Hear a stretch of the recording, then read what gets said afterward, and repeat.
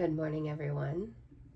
Welcome to another episode of 10 Unedited Minutes with Marlena. It is Friday, June 5th. It's an absolutely beautiful day outside today, and it's going to be a good day today. Before we get into it, today's episode is brought to you by a very dear friend of mine who must be thinking about me because my nose itches. Who agreed to sponsor my podcast for a couple months because she believes in me. She loves the work I'm doing, and she's just an absolutely amazing person. So, you know who you are. You didn't want to be mentioned, which is totally fine. But I just want to shout out to you every morning, let you know I think about you every time I sit down here, and I appreciate your trust in me. So, anyway, today I have a lot to do. It's the first day of the week. Oh, okay. We have my grandbaby with me. Here she comes. Shh. We might have to pause. Yeah, you can put that up here. I'm gonna grab that chair. Let's pause this.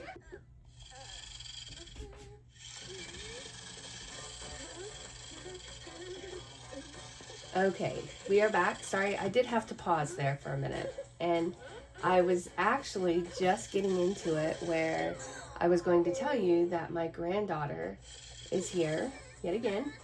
And I'm watching her while her mom and her aunt are working today.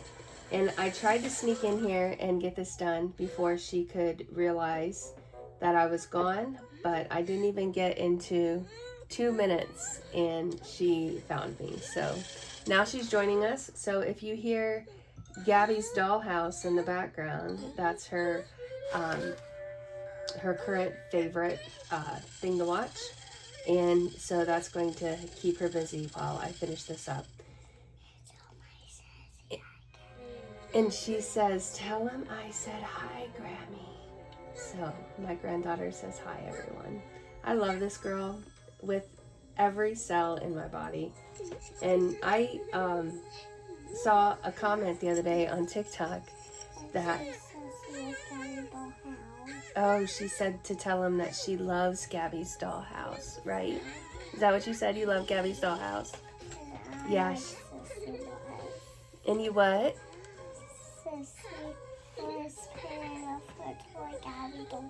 Oh, yeah, she said she was playing with her toy Gabby's dollhouse. She loves it. But anyway, I saw a comment on TikTok the other day that said, grandchildren are the reward for surviving your daughter's teenage years. And that resonated with me more than anybody on this planet probably knows. And I thought it was absolutely hilarious. I sent it to my daughter, and I did not forget that. But I agree.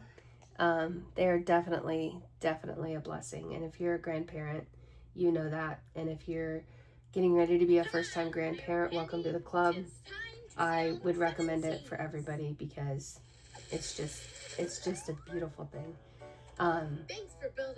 So I completely lost my train of thought now that she sat down here. But what are we getting into today?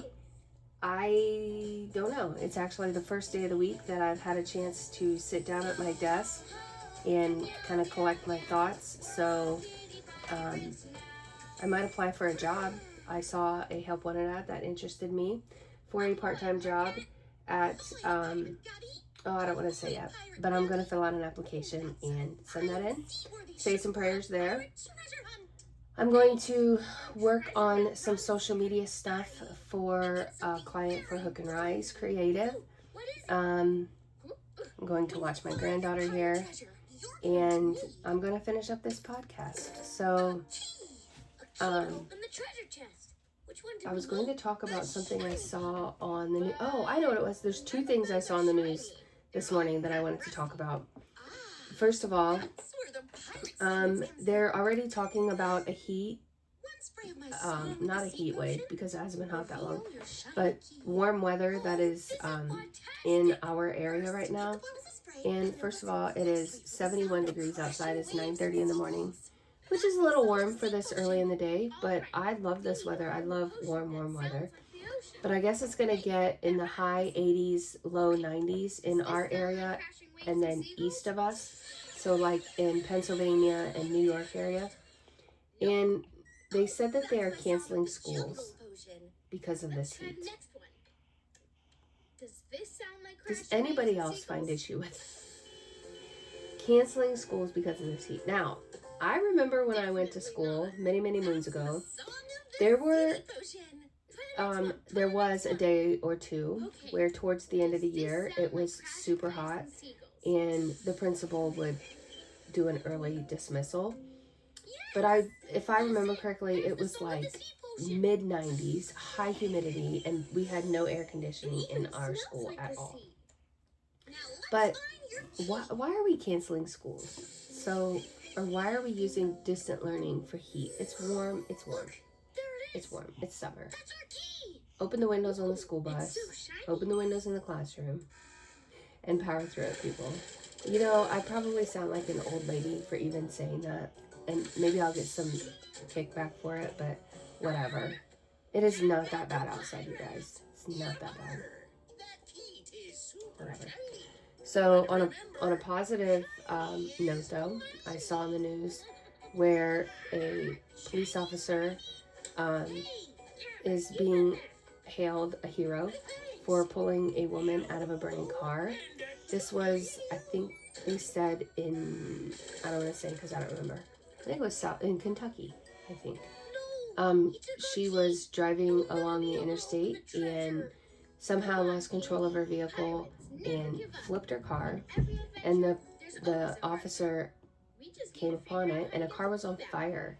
And he cut her seatbelt off and pulled her out and said she got away with a broken collarbone, and pretty much that's it. Like, our police officer, pretty amazing. Pretty cool. We're actually really lucky in our area, and I was thinking about that last night because, so I live in a little subdivision just outside of Bluffton, but it's kind of almost in the country, I say. It's right off of a golf course, and we have our own well on my lot, but we have a public sewer system, whatever. But anyway, I'm out in the middle of kind of nowhere, and I hear sirens last night, and I'm like, that's so weird. So I'm like listening, and they're getting louder and louder, and this ambulance comes by my house, and it's from our Bluffton ambulance, but it came from the wrong way. And when I say the wrong way, I mean it came from the opposite direction of where town is. And I thought, that's really weird.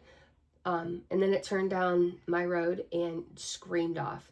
And the direction it turned, they are doing a power line project. So they're taking down all these old power line towers and putting up these new poles. And I mean, they put up a new substation out by my house a year or so ago.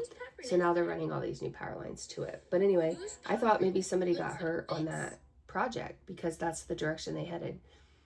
So, I was like, okay, whatever. So then I hear about a half hour later, I don't think it was quite a half hour later, but I hear more sirens, and I'm like, what the hell's going on? And they're getting louder and louder, and pretty soon this state patrol vehicle screamed. I mean, he was probably doing 120 mile an hour past my house, and I was like, what is going on? First of all, you don't see state patrols out here like that. You see the local police, either the sheriff or sometimes Bluffton PD will stroll past my neighborhood, which I love, by the way. And maybe that's a perk of being friends with the police chief. I don't know. But anyway, so I was really getting curious. And I looked out my front door, and I could see the flashing lights, and it was in the vicinity of that power pole project. So, you know me, I did what everybody should not do when there's an accident. I jumped in my car and I went and checked it out. I needed to get dinner anyway, so I was like, you know what, I'll go get some dinner and check it out. So I go down there, and a car lost control and rolled. It looked like they rolled because as I was getting there, they were towing off the car on a flatbed truck, and the top was all smashed in the side, and there was a power pull down. And I'm sure somebody got hurt because the ambulance that came screaming by my house was not there, but there was another ambulance sitting there. So let's pray for whoever that victim was, and hope they're okay, because that car looked pretty crazy. But I was thinking about that after it happened, and just, you know, the speed of that state patrol car told me that that officer cared. And when you enter into, you know, the line of duty, you're doing something for somebody you don't even know, and you are doing something out of because you care for somebody you don't even know. Like, that officer put his life in danger, pretty much, driving 120 mile an hour to get to the scene of an accident because there was somebody injured and they wanted to help. And I just think that that's great, which is why I have so much respect for anybody in law enforcement, in our military, and school teachers. I have a newfound respect for school teachers. But anyway, it looks like my granddaughter wants to play Don't Spill the Beans, so we might have to hop off of here and get some playtime in with her. So our time is up, but thank you for listening to my 10 minutes of rambling. I hope you are enjoying this podcast, and I hope maybe I'm touching your life in some way. But anyway, I love you. Thank you for listening. Pray for me. I will pray for you, and we will see you tomorrow. Bye.